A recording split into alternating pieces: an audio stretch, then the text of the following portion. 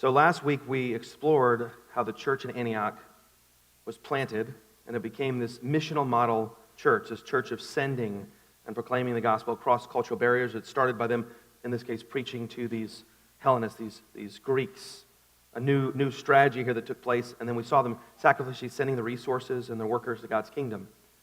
Now last week we finished up 11, and then we jumped into the end of 12, and then we did a little 13. And you'll see here what basically happened is Luke, in the way he tells the story, as we saw what's taking place in Antioch. We saw them sending, and then the other side of their missional aspect. But he also dropped this story we're looking at today right in the middle of that.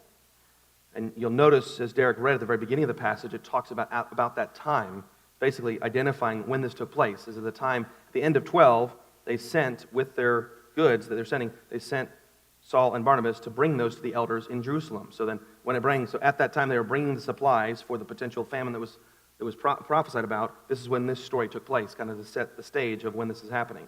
So today we're looking at verses 1 through 24 of chapter 12, where we see the sovereign hand of God at work, delivering his people from persecution and demonstrating his ultimate authority over all earthly powers. But the story has a bit of a conflict in here. We have a story of one being rescued and one not. So as we open up and look at this passage, I want to ask you a question. Have you ever looked at life and thought or had a question, why is this so unfair? Maybe you've seen someone suffering unjustly, while another seems to prosper even when they do wrong. Why does one person experience hardship while another is spared? We ask these questions deep down because we long for justice. We long for things that seem fair. Sometimes it might be sickness. Someone gets cancer who's lived right and ate a right diet. Someone who has exercised and done all the right things and lived the right way. And something happens and they lose their job and their finances fall apart. And then someone else, God provides and takes care of it, or something happens. We see this over and over. Yesterday, I don't recall exactly the time, but I found out last night that a dear friend and professor that I know, Jim Shaddix, who discovered he had brain cancer and had been fighting it for the last year or so, he passed away last night. And this is a brother that pastor after pastor have been trained. From those you might know, like David Platt, this was his father and mentor in the faith, to people you don't know, that are so many that can't be named. That a person that when you sat under his teaching or his preaching, it was like this man has been in the presence of God. And yet, for some reason, he got brain cancer and died at a fairly young age. But thankfully, he was being celebrated, and we see the work that's done there. But why do these things happen? Sometimes it's hard to comprehend. Well, Acts 12 gives us a powerful example. We see that James is executed while Peter is miraculously rescued. It's a story about suffering and divine intervention. It's about ultimate justice, reminding us that God's purposes are greater than earthly power. Now, I want to start off with just sharing with you a story. If we go back to World War II, many of you may know the name Corrie ten Boom. You guys know who that is? Have you heard that name before? It's a pretty well-known name. This family risked their lives to hide Jews from the Nazis. And I thought it was kind of poetic that their home was in the Netherlands, as we just sent off our friends Joseph and Susan, who are actually from there. This is where the story originated. Eventually they were caught, and Corrie, along with her sister Betsy, were sent to a concentration camp. And as you can imagine, life was brutal, and they were suffering under there and starvation. And in this story, her sister dies in the concentration camp. But before she dies, she says this thing that's been quoted quite a bit, but it's a powerful statement from someone who's suffering an unimaginable sorrow. She says, "There is no pit so deep that God's love is not deeper still." Now, in this same story, we see this one sister who passes away and dies, but in the other story, you see Corrie, who was later released due to a clerical error, a mistake by human standards, by God's divine providence and His grace. She went on to teach about this and forgiveness to the world, even forgiving one of her former guards because of how God worked in this story. And it points perfectly, as we look at this passage, to see the difference in how God works in ways that we don't understand. Now, I have another story for you that's more personal to me. There's a lady named Erica. You'll have no idea who she is. You've never heard of her.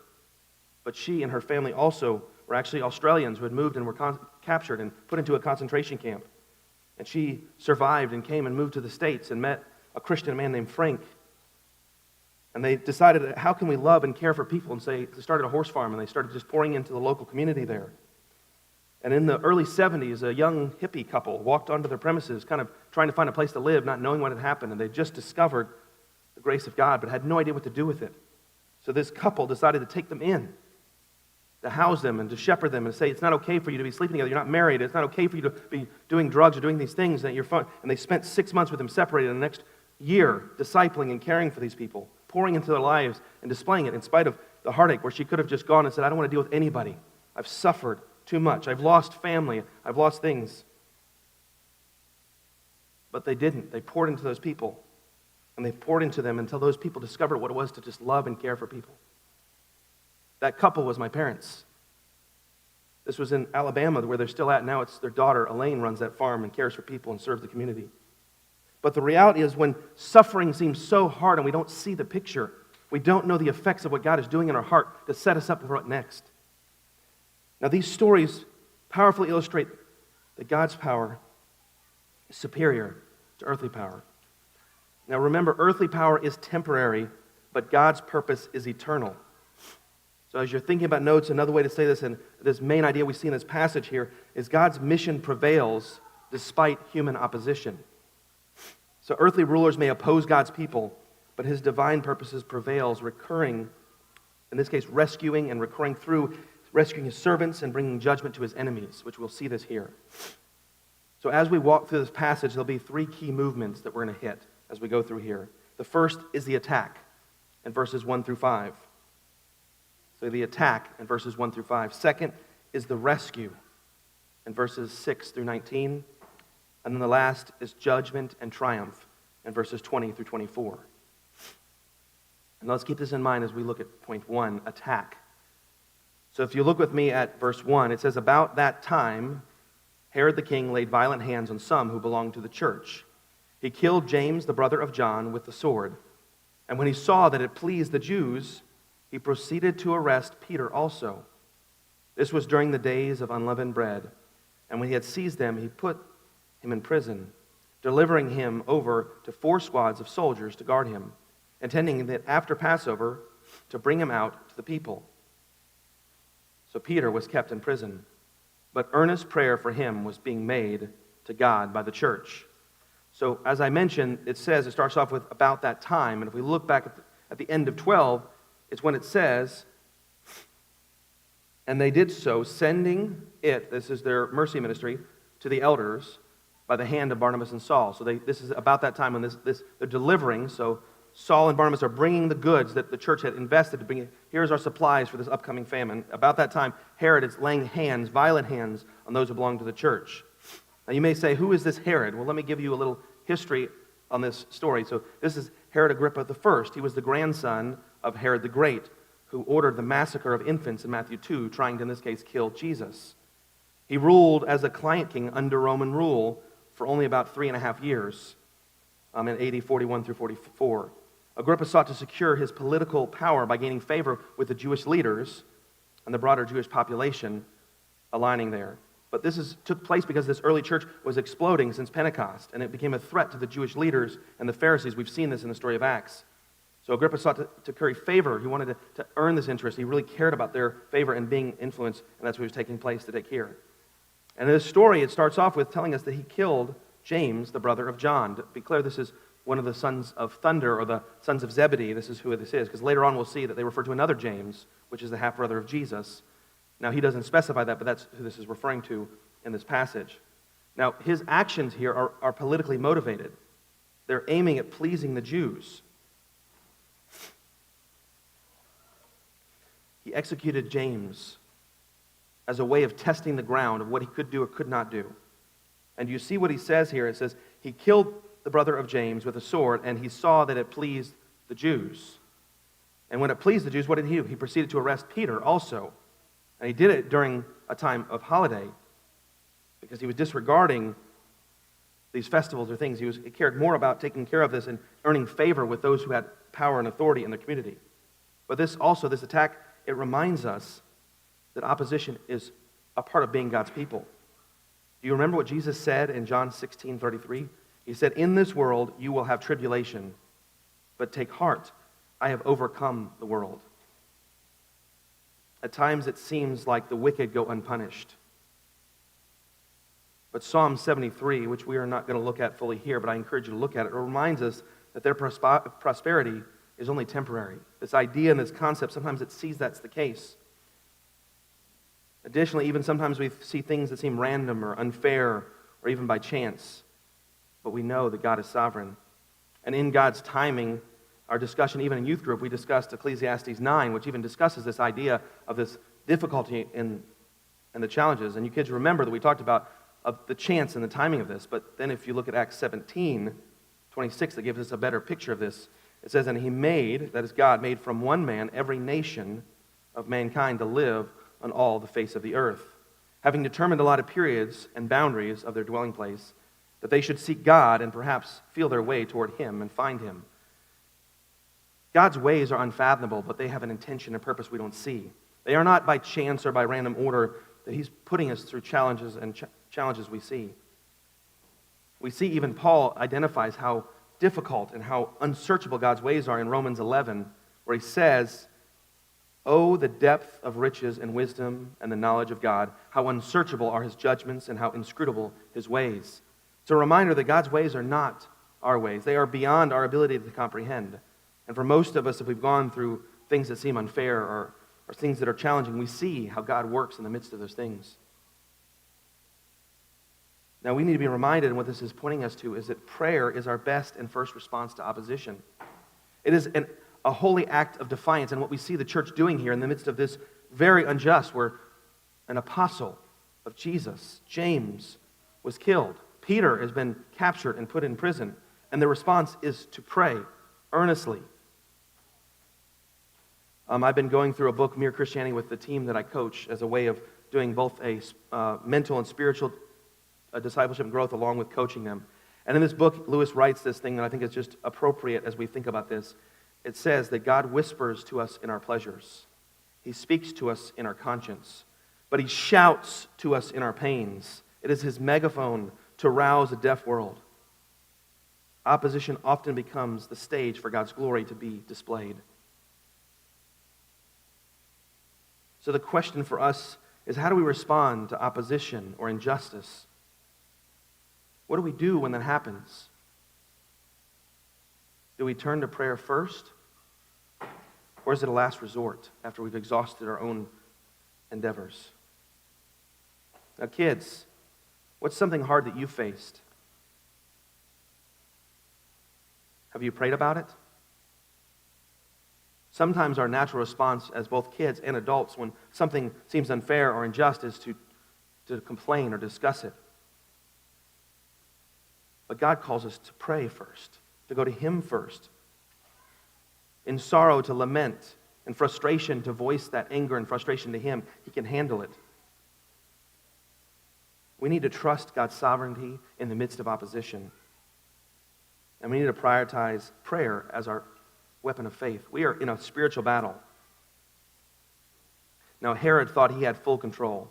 He was persecuting the church, imprisoning Peter. He thought he had set the stage up to be able to bring out after Passover and celebrate and please the Jews again by killing Peter.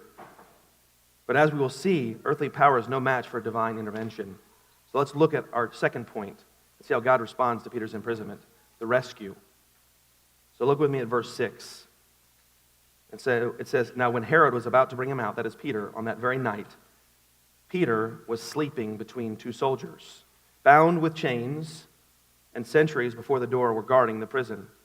And behold, an angel of the Lord stood next to him, and a light shone in the cell. He struck Peter on the side and woke him up, saying, get up quickly. And the chains fell off his hands. And the angel said to him, dress yourself, put on your sandals. So he did so. And he said to him, wrap your cloak around you and follow me. And he went out and followed him. But he did not know that what was being done by the angel was real, but thought he was seeing a vision. When they had passed the first and the second guard, then they came to the iron gate leading into the city. It opened for them of its own accord. And they went out and went along one street, and immediately the angel left him. When Peter came to himself, he said, now I am sure that the Lord has sent his angel and rescued me from the hand of Herod and from all that the Jewish people were expecting. When he realized this, he went to the house of Mary, the mother of John, whose other name was Mark, where many gathered together and were praying. Now, one note here is this room and this place he goes to, this is the upper room. This is this place where the Last Supper was at. This is where the beginning of the church, they were praying together and waiting as God had instructed them. So this house was significant, this space, and they must have had a decent wealth because this was a large room they could gather. So just to put that picture of where that's taking place. And then when he knocked at the door at the gateway, a servant named Rhoda came to answer. Recognizing Peter's voice, now wait a second, let's pause here for a second. What does that mean? He knocked. Well, in their culture, just to give you, when they knocked, they would also speak. And so it was common for them as they knocked, they would announce and speak their voice. And so this way they would actually understand. It doesn't tell us that. Luke lifts that part out, but that's their customary. So she would have heard his voice, recognized it, and in her joy, what does she do? She's like, this is Peter. We've been praying this. She recognized him. She didn't open the gate, but then she ran and reported that to Peter, that Peter was standing outside the gate. They said to her, "You are out of your mind." But she kept insisting it was so. And they kept saying, it is his angel. But Peter continued knocking, and when they opened, they saw him, and they were amazed. But motioning to them with his hand to be silent, he described to them how the Lord had brought him out of prison. And he said, "Tell these things to James and to the brothers." And he departed and went to another place. So once again, this is the James who's the half-brother of Jesus, who was seen as being the leader of the church in Jerusalem. So once again, this message is being given to that James. Now James, the brother of John, is the one who was killed. Now I want you to just pay attention to this picture as it starts off. It says, despite being in chains, Peter is asleep. He's sleeping in prison, demonstrating the peace of God that surpasses all of our understanding. This doesn't make any sense. He just saw his brother was killed with a sword. He's now in prison, and they're talking about this because he even speaks of knowing what's coming. Meaning that God had delivered him from Herod and from what the Jews were expecting. They were expecting his death. Question for us is, how well do you sleep when you're stressed out? How well do you sleep when things seem to be unfair and falling apart and you're in a place that doesn't seem to be right? For most, sleep is a hard thing to find in that moment. But this is where God's peace is incredible. If you look with me, if you're able to, Philippians 4, 6 through 7. It says here, "Do not be anxious about anything, but in everything by prayer and supplication with thanksgiving let your requests be made known to God. And the peace of God, which surpasses all understanding, will guard your hearts and your minds in Christ Jesus." We see this being lived out in the fact that Peter is asleep between these guards. We'll see this later when they're singing songs in prison. An angel appears and this light fills the cell. Peter's chains fall off. He passes the guards untouched. The iron gates open on its own. Does it sound familiar? When angel shows up and things are just moving out of place. This is as a stone was rolled away from Jesus' tomb. The angel and God's power is removing these things that seem impossible. And you see here that Peter isn't even sure that this is really happening. Do you remember, as we think back to when he went to share the gospel with Cornelius, he has a vision. So this is not uncommon for him to have a vision. So in his mind initially, you see he's seeing this. Is this really happening, or am I just dreaming about this possibility? But no, it's real. Once he's free, he then realizes this took place and that God has just rescued him from Herod's hand and from what the Jews and the Pharisees wanted. And where does he go? He goes to where the church was gathering. He goes to this upper room at Mary's house where believers were praying for him to let them know that their prayers were answered, that God delivered him. But they don't believe it's really him. This echoes Exodus 14 when Moses tells Israel about the Red Sea. "Fear not, stand firm and see the salvation of the Lord." They're like, "No, you're crazy. You brought us to this sea and we're all going to die. We don't believe it's real." But just as God parted the Red Sea, he delivered Peter from this impossible circumstance. And they said there was 4 squad of soldiers. Basically, it's 4 groups of 4 that were shifting in rotations of potentially 6 hours each, whatever, to make sure they're not resting. So they had 2 beside him, and they had him stay at the gate. They're doing everything in their power to make sure there's no way this guy could escape. But it doesn't matter because God's bigger than they are. And then, because Luke just sometimes has fun in the midst of sorrow, he adds humor here, where Rhoda's servant girl is so excited that she forgets to open the door. She hears his voice and is so excited she runs back. Imagine someone comes to your house and they're trying to escape. Even as we think of Corrie Ten Boom or other people who are suffering, and someone comes and you're like so excited, yes, they made it. And you run and forget to open the door. The believers were praying for his release. but they were debating whether it was happening while he's standing outside, possibly going to be caught again. Because you see what he says when he comes, he motions to tell them to be silent until they're able to get in and close the doors, and then he can tell them about God's delivery, because he's still very much aware that they're going to search for him. But it's a reminder that God answers our prayers way beyond what we can even expect.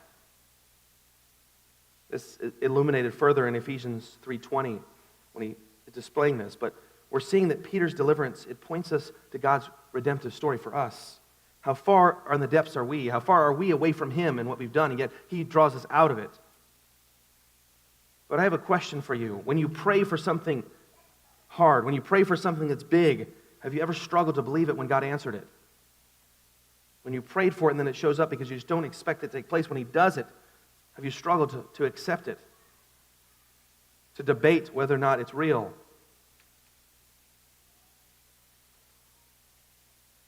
God doesn't always answer our prayers in the way we think, or necessarily even the way that we would put it ourselves, but he does it.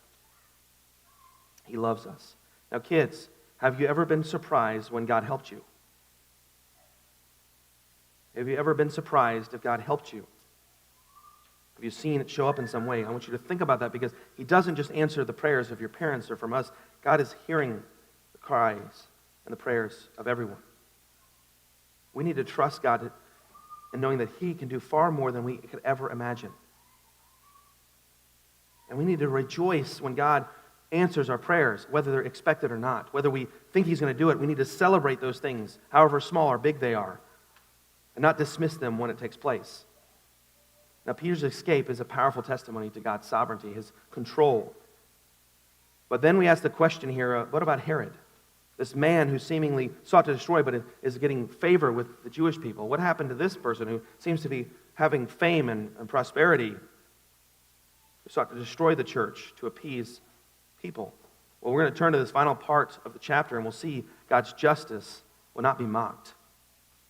Now, another thing here is a tragedy. We see the story is pictured with a tragedy of James, and then we see the celebration and rescue of Peter. And then we also see at the end of this section, in 18 and 19, where the soldiers who let him go because they could not find Peter were killed.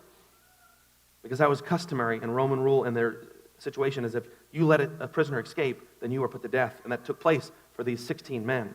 So we see tragedy and rescue and tragedy, and then we're going to see judgment, and then we're going to see hope. So look with me at verse 20. Now Herod was angry with the people of Tyre and Sidon, and they came to him with one accord, having persuaded Blastus, the king's chamberlain. This is his trusted servant, basically the guy who has his ear. They asked for peace because their country depended on the king's country for food. On an appointed day, Herod put on his royal robes, took a seat upon the throne, and delivered an oration or speech to them.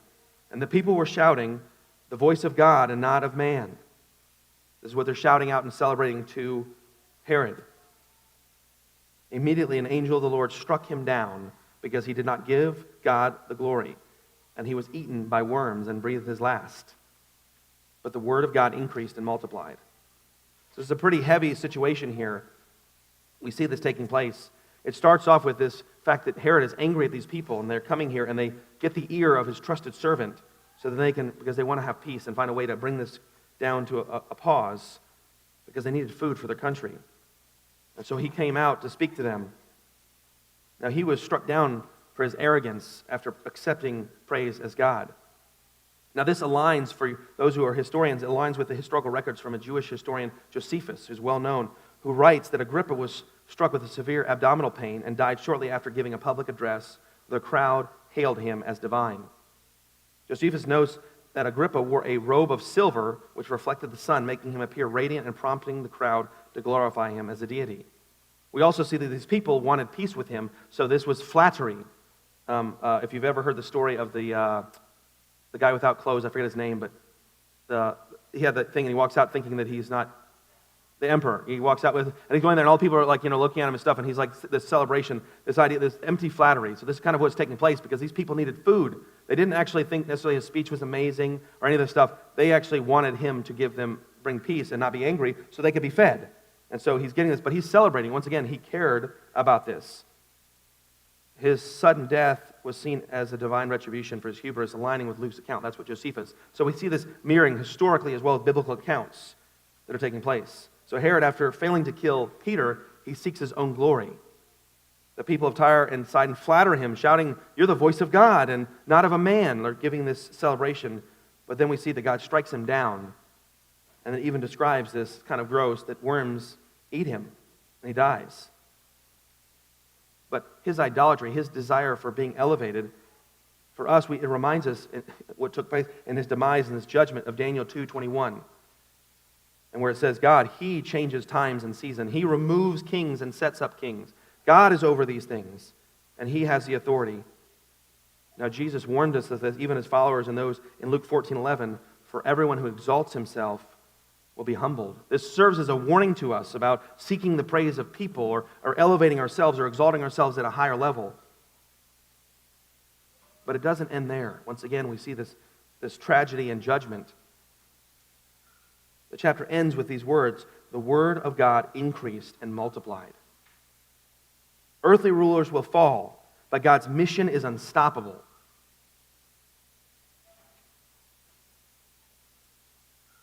And we're given a promise that nothing can separate us from the love of God in Romans 8:31 through 39. I won't read it for the sake of time this morning, but I encourage you, this passage reminds us that there is no depth, there is no place that we can go that will separate us from our God. No matter what situation and where you find yourself, that is true, and that is a reality that we can think about. And for us, are we seeking God's glory or our own? Are we seeking to be celebrated now? Are we seeking to get recognition from the people around us to celebrate the achievements we have? Or are we seeking to bring God glory? And the question then leads to, are we trusting in His ultimate plan? Because He has one. Now, kids, why do you think it's important to follow God instead of trying to be the most important? Because I know it can feel good sometimes in your classroom or even your home if you're the one who has the right answer, or you're the one who can share and answer the whatever the teacher's question or your parent's question or whatever else with the right response or write out the problem, and to be that one who's the smartest, the best in the class, in the situation. But we need to be reminded it's important that we're following God and trusting Him. It isn't about just us being elevated, whether it's in a classroom as a child or in our workplace or in our life situation. God sees our faithfulness, and God is ultimately in control. So we need to resist pride and try to glorify God in all the things that we do, trusting in Him and not in the world. But we are encouraged, this is leaving us with a message of hope that we can take heart, that there is no force that can stop the spread of the gospel. We see this through even people who suffered through concentration camps. We see this through the suffering and Acts and the persecution of the church, that the church is still growing. And Herod, with all his earthly power, with all his legacy of the Herods and Herods of killing and murdering. His uncle is the one who beheaded John the Baptist. His grandfather is the one who killed the babies in Bethlehem. And he's the one who killed James. This is a legacy of death and fighting against God's kingdom. And all of them ended the same: dead, lost, gone. But God's kingdom will continue to expand. This is a powerful reminder that there is no opposition that can stop the gospel. There's no earthly power that can get in the way of God's divine purpose. Now, as we close, I want you to consider these things. We will face opposition. If you love Jesus and you serve Him, you are going to face it. But is your first response prayer? You know that is your most powerful weapon that He has given you. It's direct access to your Creator and your sovereign Lord. And God's rescue is beyond our imagination. And some, even like my friend Jim Saddox, who passed away, he has now been rescued into the arms of Jesus. Even though sometimes you're like, why did this take place? His rescue is far beyond our imagination, and we may not understand it this side of heaven. And those who oppose God will fail. They will fall, they will be destroyed. But His kingdom will last and stand forever. Now today, there's a similar story of God's unstoppable mission. It's unfolding in Iran. Despite intense persecution, the underground church in Iran is one of the fastest growing churches in the world. Many believers have to worship in secret. They face imprisonment or even death for their faith. Yet the gospel continues to spread like wildfire. One Iranian pastor remarked that our persecution is like the wind. It blows the seeds of the gospel to every corner of this nation.